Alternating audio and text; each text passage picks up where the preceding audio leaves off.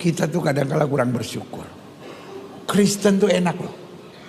Ibadahnya cuma seminggu sekali. Saudara sepupu kita 5 kali. Kenapa kita kebaktian seminggu sekali?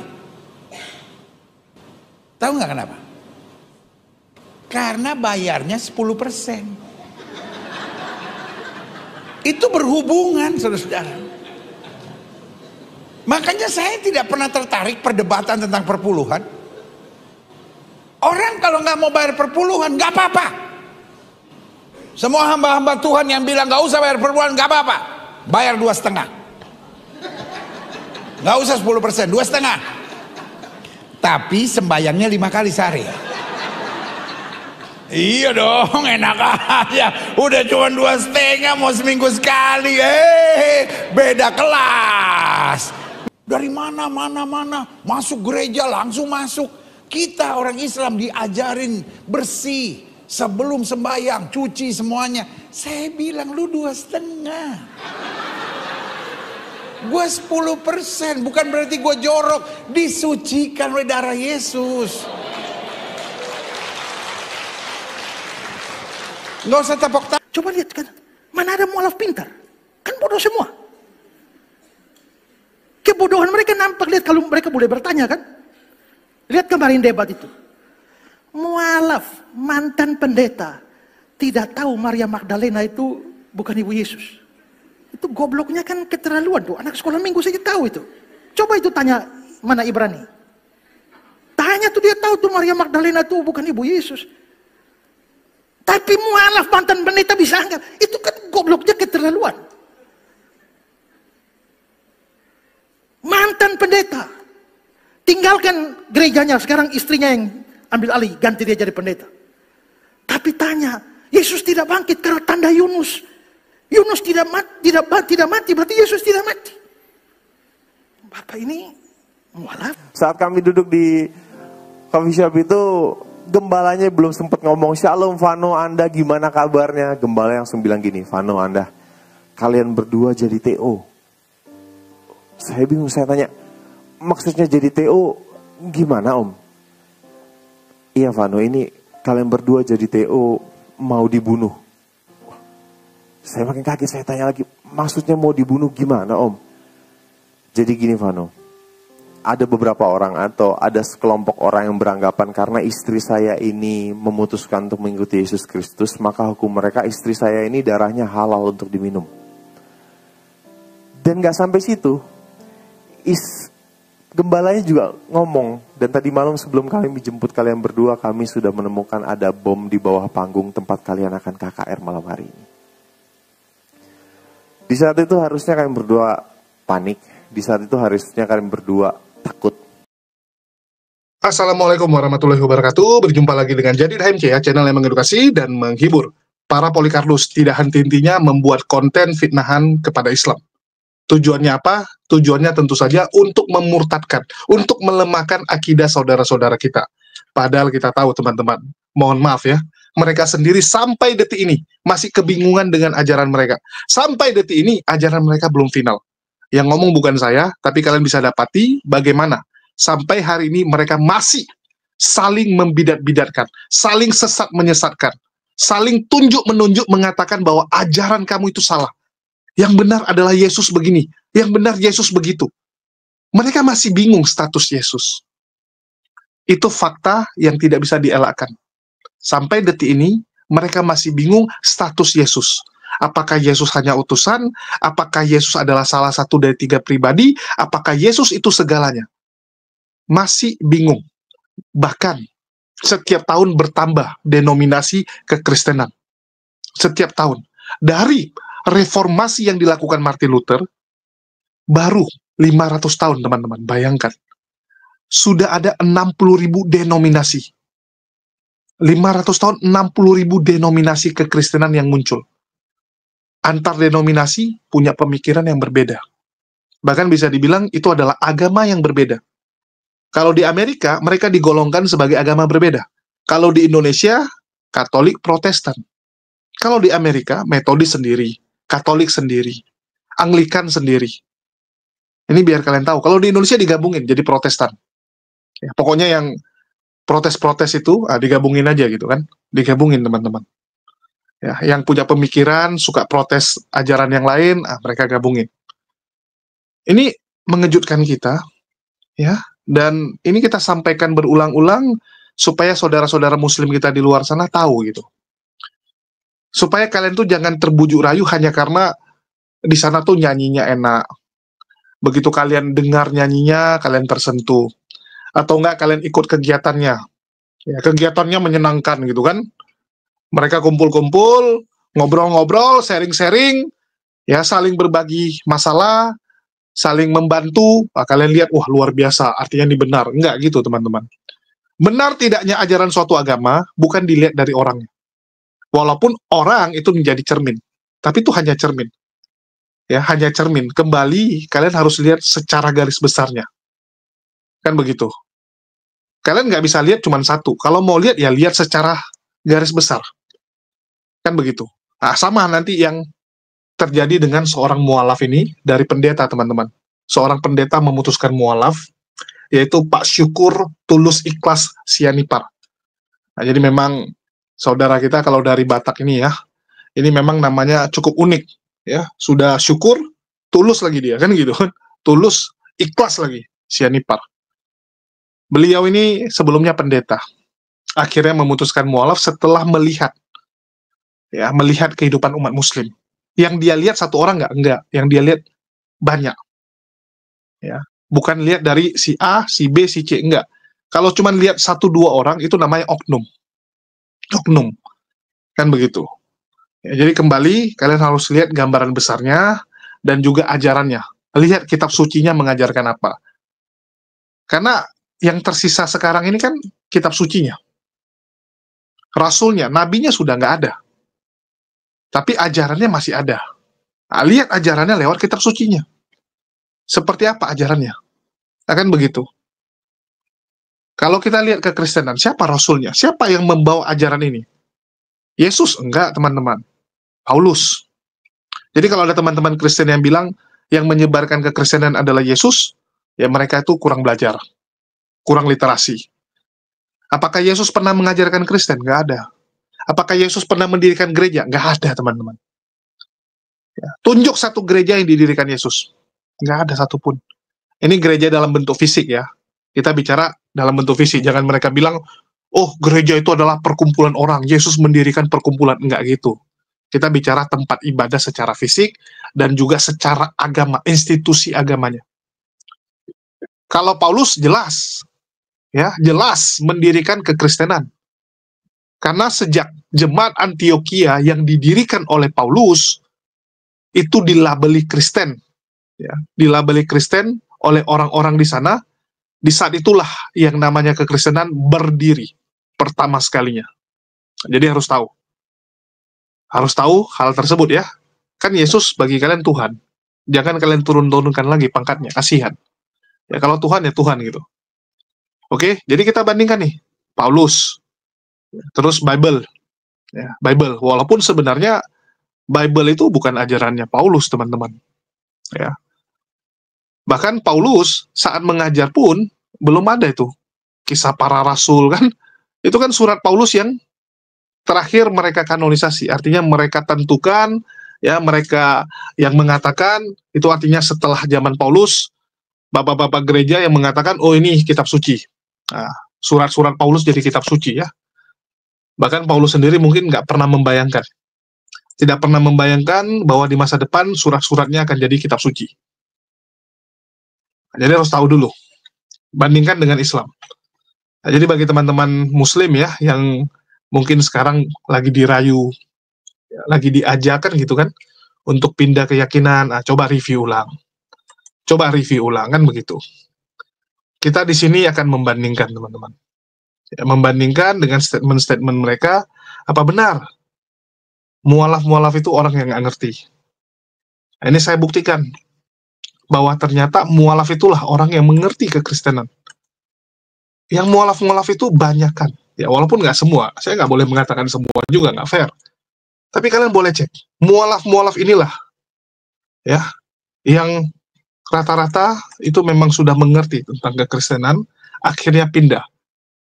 Beda dengan yang murtad. Murtad itu biasa nggak ngerti Islam. Nggak ngerti Islam, cuma Islam KTP, baru murtad. Lemah imannya. Tapi kayak mualaf ini kita sering mendapati karena dia sudah khatam. Sudah ngerti banget tentang ajaran sebelah, jadinya mualaf. Salah satunya pendeta ini. Ya, kita coba dengarkan dulu. Di Gereja Jemaat Kristus Indonesia. Nah, jadi saya juga seorang pemuka agama yang dulu juga pendeta di sebuah gereja kecil. Saya lahir di Kota Bogor 10 Agustus 1975, dibesarkan dari keluarga Kristen yang cukup taat, dan kebetulan saya biasa juga dulu sekolah di SD negeri, SMP negeri, SMA negeri, dan memang di samping saya seorang Kristen, saya juga biasa dengan pelajaran agama karena waktu itu pelajaran agamanya agama Islam. Jadi untuk itu saya biasa saja. Tapi sampai sekarang keluarga kami masih tetap Kristen dan ayah saya seorang pendeta ya. Gitu. Apa yang memotivasi Bapak untuk memeluk agama Islam, Pak? Jadi memotivasi dalam memeluk agama Islam, jadi saya boleh kilas balik ya. Kilas balik. Ketika pertama saya mendapatkan kesempatan, waktu itu saya diajak keluarga untuk pergi ke Mesir, Yordania, Yerusalem. Saya di sana melihat kehidupan Muslim. Ya, walaupun waktu itu kita tur untuk ziarah ya ke Yerusalem karena saya seorang Kristen, saya melihat kehidupan Muslim yang ada di sana begitu indah, begitu nyaman dilihat dan enak. Saya berpikir pada waktu itu, oh ternyata begini ya kehidupan seorang Muslim di luar negeri, di Timur Tengah. Mereka sangat santun.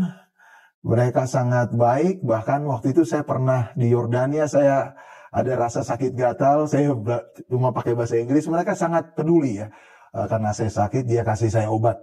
Nah, waktu itu saya lihat, oh mereka sangat menghormati, ya sangat peduli sama saya. Nah, saya melihat juga tata cara peribadatan di sana ya, kebetulan ketika waktu itu berbarengan dengan sholat Jumat, ya jadi saya melihat betapa mereka juga melaksanakan ibadahnya dengan taat, dengan tertib, dan saya melihat oh itu suatu hal yang cukup oke nih saya bilang gitu kan. Jadi padahal saat itu saya sedang lagi tur untuk ke Yerusalem ya. Nah di samping itu saya juga jadi setelah dari Yerusalem, Yordania, Mesir, saya kembali ke Indonesia. Saya berpikir tentang sebuah agama, yaitu agama Abrahamaik atau Ibrahim. Kita tahu akar permasalahan untuk agama Ibrahim ya, dari Jews, Christianity sampai ke Muslim. Nah, saya melihat di situ ada benang merah yang perlu kita pahami sebagai warga agama Abrahamaik. Nah, di situ menarik sekali. Saya melihat yang pertama tata cara orang-orang Yahudi di sana waktu saya ke Israel. Mereka melaksanakan seperti yang orang Muslim laksanakan. Mereka bersahadat. Kita juga orang Muslim bersahadat. Mereka melakukan selota. Ya kita sholat sama. Mereka melaksanakan puasa. Kita juga melaksanakan puasa. Mereka melaksanakan zedek atau sedekah. Kita juga melaksanakan sedekah. Mereka pergi ke Yerusalem dan kita pergi ke Mekah. Jadi dalam hal ini menarik bagi saya. Kok bisa sama? Terus, how about Christianity? Nah, ini yang menjadi pertanyaan saya bertahun-tahun. Waktu itu saya ke Yerusalem tahun 2010. Nah, ini menjadi perenungan saya. Kenapa ada hal yang missing, yang tidak diteruskan? Justru missingnya di tengah. Di awal orang Jews melakukan itu, di Christianity itu hilang dan kembali ke Muslim dilakukan. Berarti something missing. Ini menurut pikiran saya dan penelusuran saya. Jadi saya semakin tergugah. Kenapa? Ada apa? Nah, kalau memang betul Abraham adalah bapa segala orang percaya, berarti tidak ada masalah dengan Muslim, tidak ada masalah dengan Jews, tidak ada masalah dengan Christianity. Tetapi kenapa ada hal yang missing? Ini yang menjadi perenungan saya dan ini menjadi satu perhatian bagi saya. Ini yang menjadi keinginan saya untuk tahu kenapa putus di tengah dan diteruskan oleh Muslim. Dalam hal ini Nabi besar kita sallallahu alaihi Muhammad, Nabi Muhammad. Saya kata begitu. Sebelum memutuskan untuk menjadi seorang Muslim, apa pandangan Bapak terhadap Islam, Pak? Iya. Ya, tentunya kan kita dibesarkan dari keluarga Kristen, ya kan? Tentunya kan ada perbedaan. Dulu mungkin dari kecil dibilang, ya kenapa harus sholat pakai toa? Ya kan? Kenapa? Apakah Tuhannya tidak dengar? Itu pertanyaan-pertanyaan kita waktu kecil. Karena itu juga ada masukan dari orang-orang tua ya tentunya. Yang kedua, kenapa harus berbahasa Arab? Apakah Tuhannya tidak mengerti bahasa Indonesia?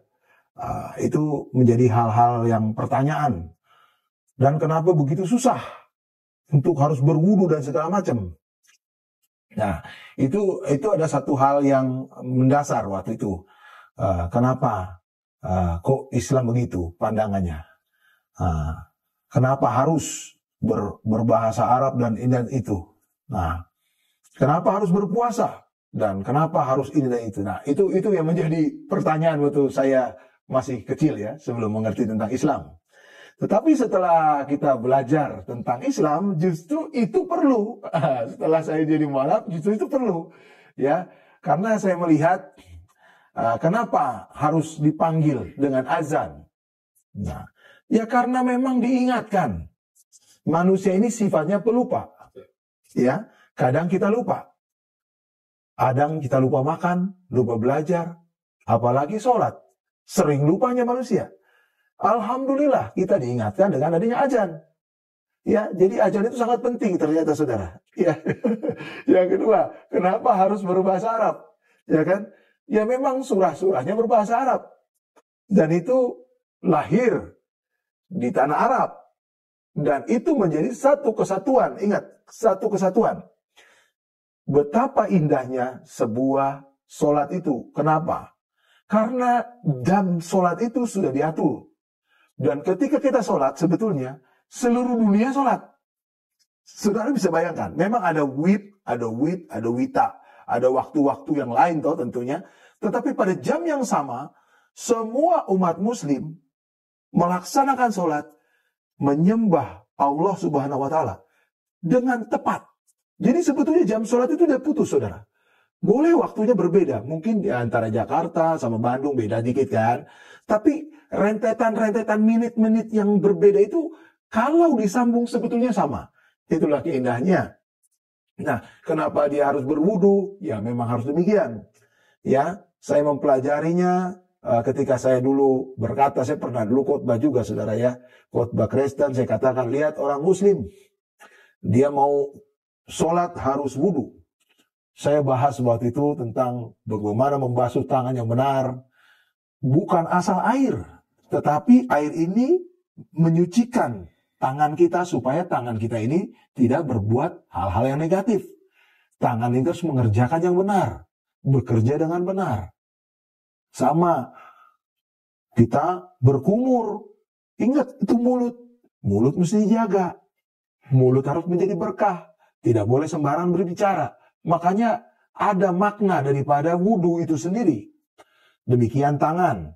Ya, dicuci supaya apa? Pekerjaan kita menjadi baik, menjadi benar. Demikian telinga. Telinga harus mendengar firman Allah, mendengar yang baik. Ya, jadi semua kaki pun demikian. Harus kaki yang benar, berjalan di jalannya Allah. Jangan jalan sembarangan, seenak perutnya dewe.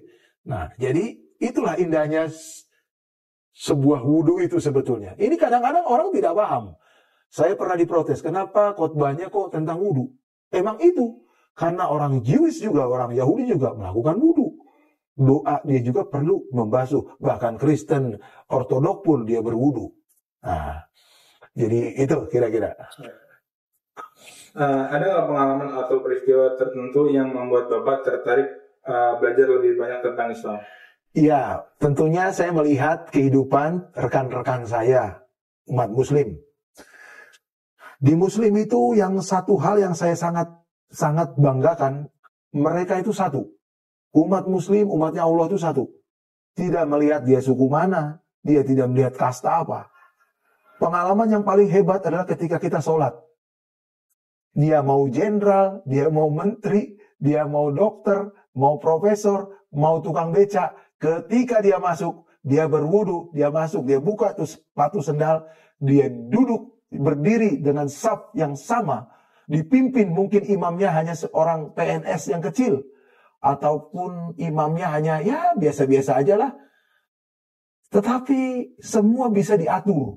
Semua bisa teratur dan semua bisa dipimpin. Artinya apa? Ada kerendahan hati.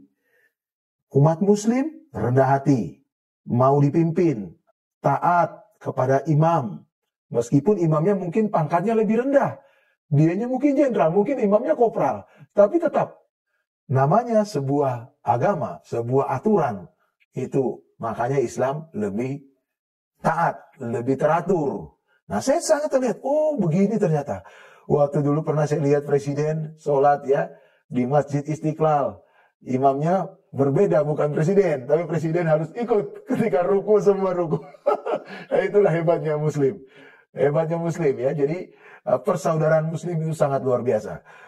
Kemudian kalau ada kesusahan, orang Muslim tidak bisa melihat saudaranya susah. Itu yang luar biasa. Dia tidak bisa. Karena memang agama Islam mengajarkan harus membantu, menolong semampu kita, sekuat kita. Ya, jadi nggak boleh. Ya, jadi nggak boleh lihat orang susah.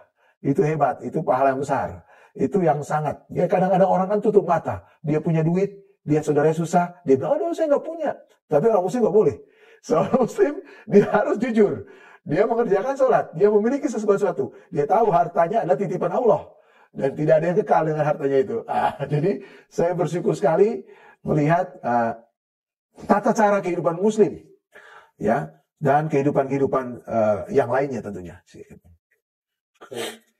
Bagaimana proses pencarian spiritual Bapak sebelum akhirnya menemukan Islam, Pak? Ya, jadi di samping dengan perjumpaan saya waktu perjalanan saya ke Yerusalem, saya bertemu dengan beberapa teman-teman. Waktu itu saya berbicara di sebuah pertemuan kami dulu di kantor. Ada Pak Haji, saya situ masih pendeta, beberapa teman-teman berbicara tentang akhir zaman. Akhir zaman, tentang bagaimana nanti, siapa sih sebenarnya nanti datang akhir zaman. Ya, jadi di situ dari orang Muslim berkata bahwa nanti Nabi Isa alaihissalam akan turun mengalahkan Dajjal. Nah saya berpikir, waktu itu saya bilang Yesus akan datang kali kedua. Yahudi berkata Mesias. Wah, saya berpikir juga di situ. Kalau ini memang orangnya sama, pribadinya sama, why not? Why not? Saya semakin termotivasi. Berarti Islam itu tidak ada yang salah, saya bilang. Semua dia jujur, terkonfirmasi, saya bilang. Nah, di situ saya mulai merenung tuh. Itu tahun 2014. Saya mulai merenung perkataan itu. Kami bicara sampai jam 3 pagi. Dan kami sangat seru sekali di situ bahwa kalau memang Isa alaihissalam nanti akan mengalahkan Dajjal, udah tepat. Wah, berarti kejujuran daripada Islam dalam hal ini Al-Quran, ya. Di samping itu Al-Quran jujur.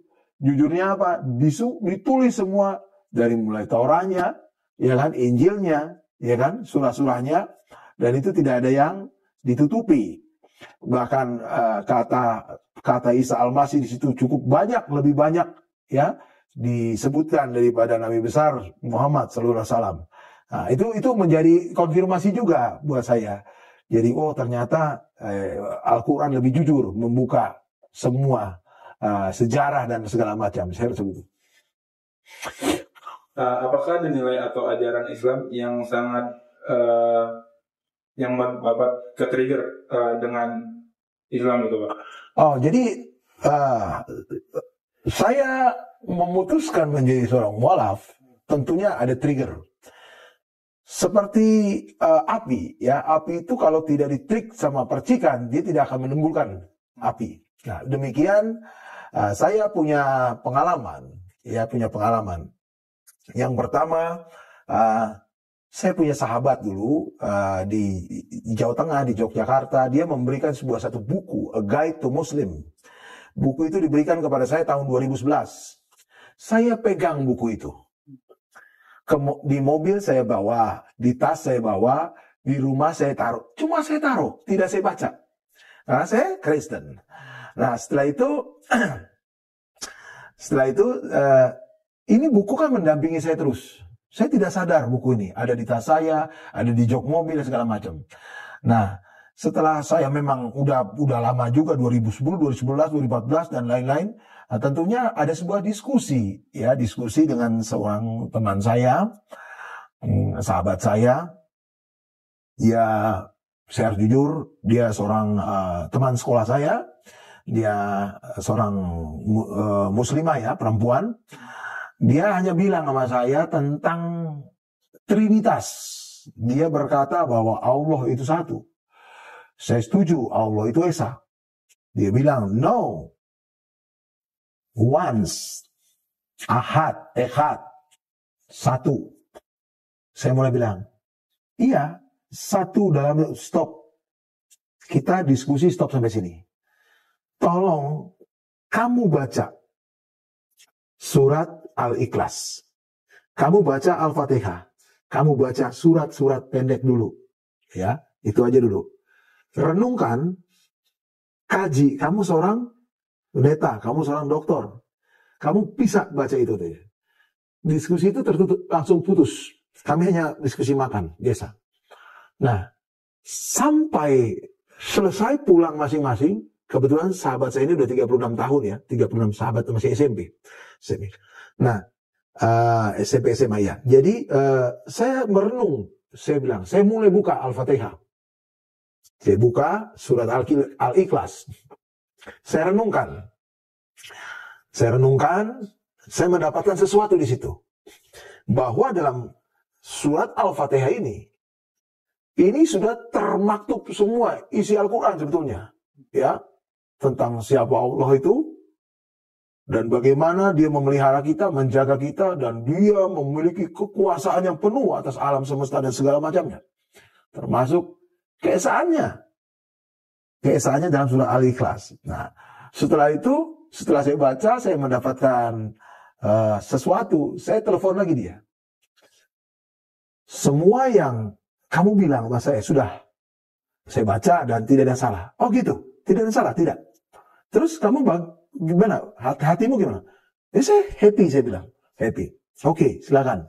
Terus saja. Nah, akhirnya setelah itu biasalah saya baca-baca yang tadi itu, A Guide to Muslim. Akhirnya saya baca itu tentang kehidupan seorang muslim, kehidupan seorang perempuan muslim, kehidupan segala macam. Ini menarik. Karena satu hal di Islam ini yang paling saya sangat suka itu, tidak boleh namanya ada kemunafikan. Nah, Islam itu iya udah, iya, tidak. Ya, jangan iya di belakang tidak. Jangan iya pura-pura tidak. Cuma gitu di Islam. Nah, saya mulai tertarik. Dan akhirnya saya ketrik sama teman saya ini. Setelah saya makin mendalam, tentunya masalah ini menjadi memblow up. Keluarga tahu, segala macam tahu. Sehingga ada tekanan dari keluarga tentunya ya, dari keluarga. Nah, ada tekanan-tekanan keluarga ini membuat saya semakin agak down pada itu. Saya down. Saya down, saya sakit, saya drop. Nah, ketika saya drop, karena saya memikirkan surah-surah ini dan saya drop, dia mulai berkata, coba kamu istighfar. Saya istighfar. Saya mulai tenang waktu itu. Saya mulai tenang. Ayo bangkit. Kamu jangan melihat masa lalumu dulu, tapi lihat masa yang depan. Saya berkata bahwa saya juga bukan orang benar, bukan orang baik. Tetapi dengan mempelajari Islam, saya mau bertobat. Saya mau menjadi orang yang hidup baru lagi secara Islam. Nah, ketika saya mulai pulih, setelah istighfar, nah ketika itu ada hampir seminggu saya merasakan gejolak di dalam pribadi saya, di dalam batin saya. Saya nggak bisa tidur. Saya bertanya langsung, ya Allah, apa maksud semua ini? Saya tanya, bagaimana, apa yang harus saya lakukan? 1 minggu saya nggak jelas tidurnya. Tapi ketika hari terakhir, saya mantapkan hati, saya tenang, dan saya berkata sama teman saya, I'm login. Saya bilang, I'm login. Ya. Oh, dia senang ya. Dia senang. Nah, setelah itu, ya saya bilang, I'm login. Nah, ada sesuatu yang luar biasa, yang saya rasa ini bukan secara kebetulan, tapi settingan Allah. Dia bilang begini, sementara saya di mobil, hari ini juga kamu pergi ke masjid, temui ustadz, ya, sebuah masjid, temui ustadz, di sana kamu ceritakan apa maksud dan tujuanmu dan apa yang membuat kamu menjadi ingin masuk Muslim, menjadi Islam.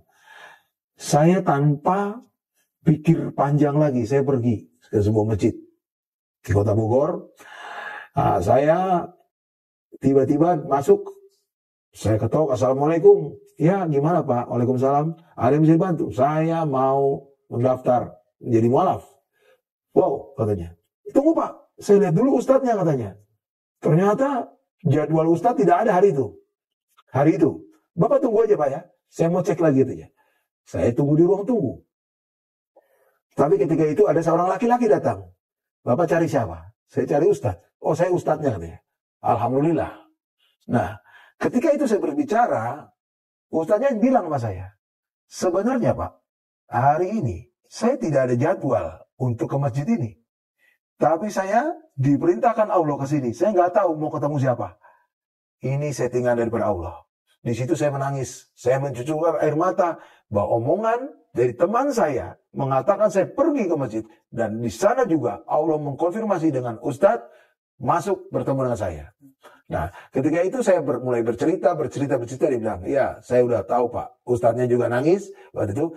Nama kebetulan waktu itu ada keluarga yang sakit, jadi saya tunda. Jadi saya akhirnya bersahadatnya 2-3 hari kemudian gitu. Jadi itu yang membuat saya memeluk agama Islam ya. Apa yang paling sulit Bapak hadapi saat pertama kali memeluk Islam, Pak? Iya, yang paling sulit sebetulnya adalah beradaptasi dengan keluarga. Ya kan?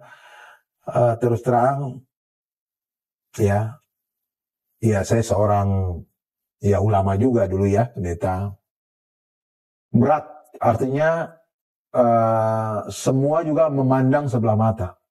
Satu, yang kedua, ya mungkin mereka merasa bagaimana kan? Perasaannya, kok bisa dia begini, kok bisa begitu. Jadi tentunya penerimaan udah mulai tidak seperti dulu. Terus yang berat kemudian adalah ya biasalah kalau mualaf ini kan ancamannya banyak dari keluarga, ya kan, tentang ekonomi lah, tentang inilah, semua dipotong lah, semua inilah, semua di stop lah. Emang berat pada waktu itu, tapi saya percaya bahwa saya menjalankan kehidupan muslim saya dengan saya sholat dan melakukan semua apa yang menjadi perintahnya dan apa yang menjadi larangannya, saya kuat. Sebetulnya hampir juga artinya ya sebagai manusia ya, yang biasa pegang uang, yang biasa punya uang, tiba-tiba di stop semua sama keluarga. Nah, tapi alhamdulillah Allah itu memelihara saya dengan teman-teman saya. Kalau masalah makan dan segala macamnya, alhamdulillah Allah bertanggung jawab kepada umatnya. Ya, kalian sudah dengar ya, luar biasa kan? Jadi Pak Syukur Tulus ini, atau Pak Sianipar ini ya, dari Gereja Jemaat Kristus Indonesia. Dan yang membuat atau trigger awalnya, kenapa tertarik dengan Islam setelah melihat kehidupan umat muslim yang ada di Mesir, ada di Yordania, ada di Yerusalem, yang notabene ini muslim ya.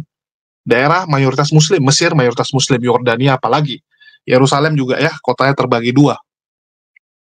Sebagian Israel, sebagian muslim ya.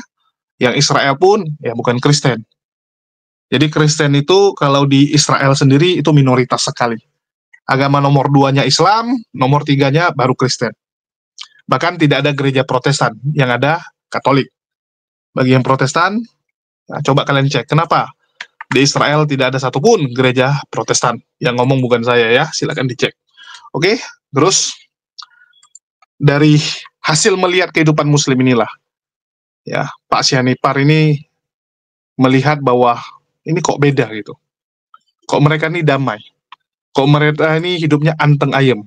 Kok mereka ini hidupnya itu penuh dengan ikhlas, keikhlasan dalam menjalani kehidupan. Jadi memang kalau kita lihat ya, umat muslim ini kan yang benar-benar muslim kita bilang ya. Benar-benar muslim itu hidupnya luar biasa.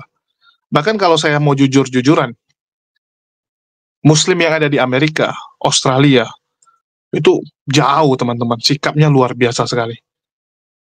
Bahkan kalau kita bandingkan dengan di Indonesia ya, karena mungkin di Indonesia karena mayoritas muslim, ya kita agak terlena ya, dan karena sibuk dengan dunia, apalagi kota-kota besar, jadinya ya benar-benar sudah melupakan jati dirinya. Padahal jati diri seorang muslim itu apa?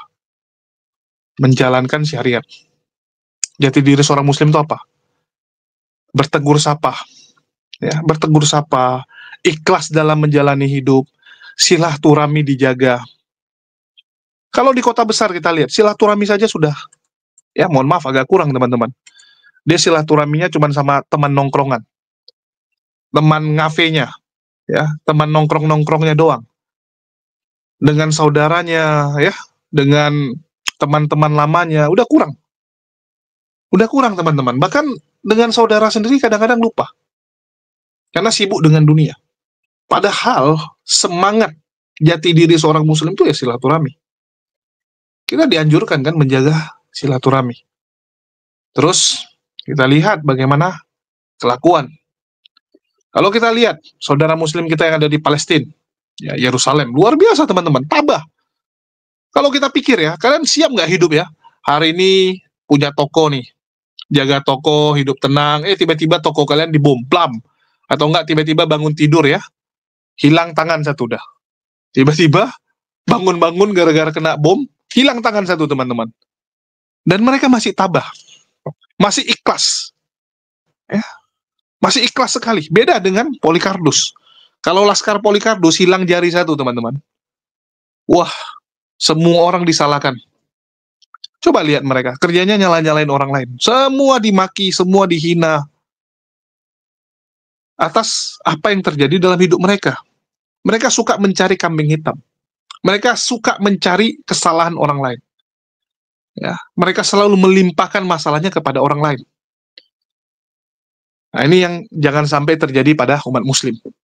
Jangan gara-gara kita sering debat sama mereka, ya, sering berbalas komen dengan mereka, kelakuan mereka terakhir pindah ke kita. Jangan sampai. Dan saya juga menyarankan bagi teman-teman yang mungkin sudah mulai panas hati, ya, sudah mulai agak-agak menjerumus ke Polycarpus, kelakuannya sudah mulai mirip mereka, apa yang mereka lakukan kita balas dengan cara yang sama, mending stop, ya, stop nonton debat dan sebagainya. Mungkin kalian lihat belakangan ini saya kurang aktif, ya, kurang aktif untuk membuat konten, karena memang jujur ya, saya lagi mencoba istilahnya menenangkan diri, apalagi baru pulang dari Tanah Suci. Ya, kita lebih bagus kemarin tuh ya, inilah, fokus berbenah dalam diri kita dulu. kan begitu. Nah, baru sekarang kita mulai siar ulang lagi nih, ya, mulai muncul lagi, kan begitu. Jadi kembali teman-teman, ya, Pak Sianipar ini melihat kehidupan umat Muslim, dan disitulah dia tertarik. Disitulah dia tertarik, dan ini mirip dengan banyak sekali kisah-kisah orang yang takjub dengan ini ya, cara hidupnya umat Muslim. Dulu saya menjumpai beberapa NGO yang mualaf, teman-teman. Pekerja NGO. Bule-bule yang waktu itu saat tsunami Aceh, mereka datang. Ya, mereka datang untuk rehabilitasi. Kan begitu. Ya, mereka di Aceh dalam program bantuan, dan ada beberapa yang memutuskan mualaf.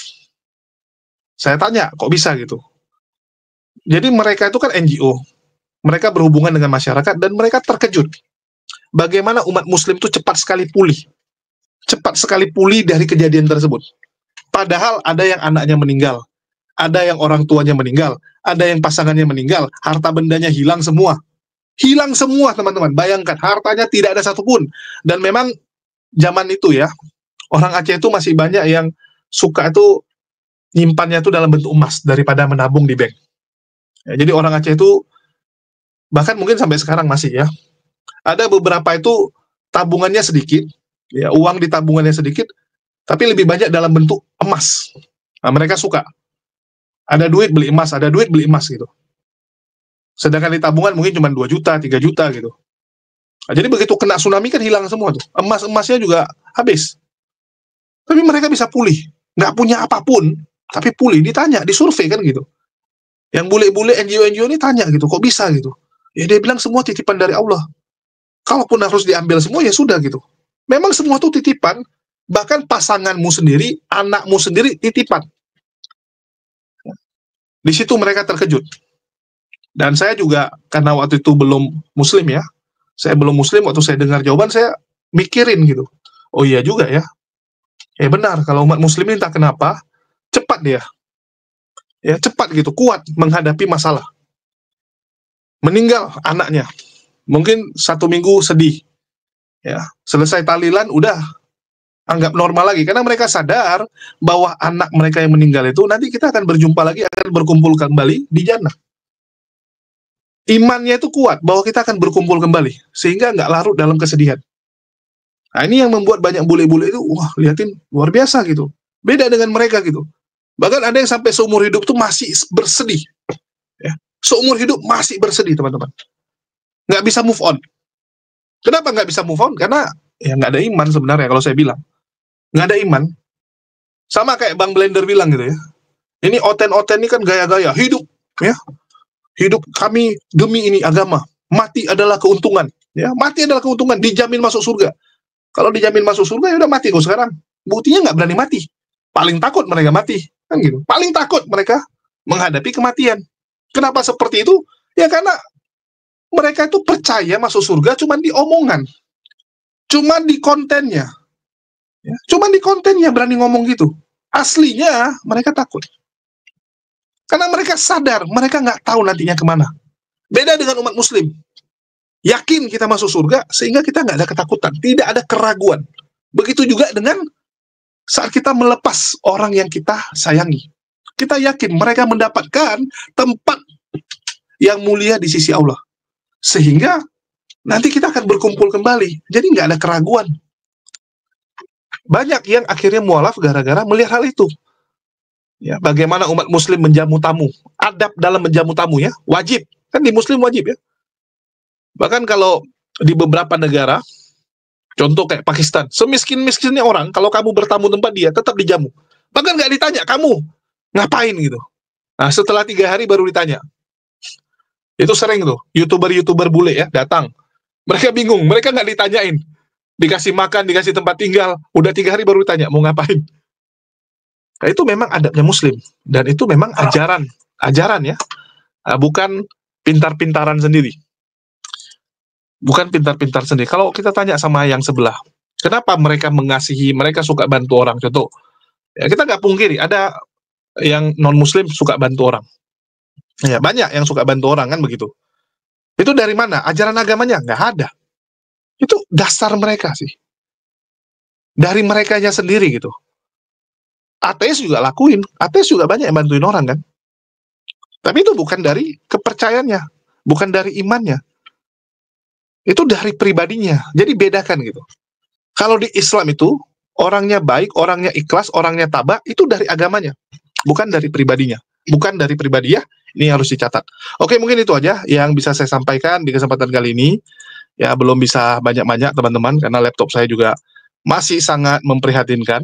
Ya, dan sedikit pengumuman juga teman-teman, tanggal 24 dan 25 Desember nanti, kita ya, dari umat muslim tentunya, dan Lembaga Arimatea, serta Yayasan API, Apologet Islam Indonesia, mengadakan Hari Mualaf Sedunia di 2 tempat.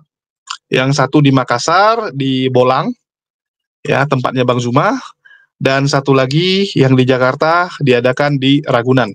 Bagi teman-teman yang tergerak membantu, ya dapat menghubungi saya juga, ya yang mau ikut partisipasi ataupun mau berdonasi, ya silakan teman-teman, ya mumpung masih ada waktunya.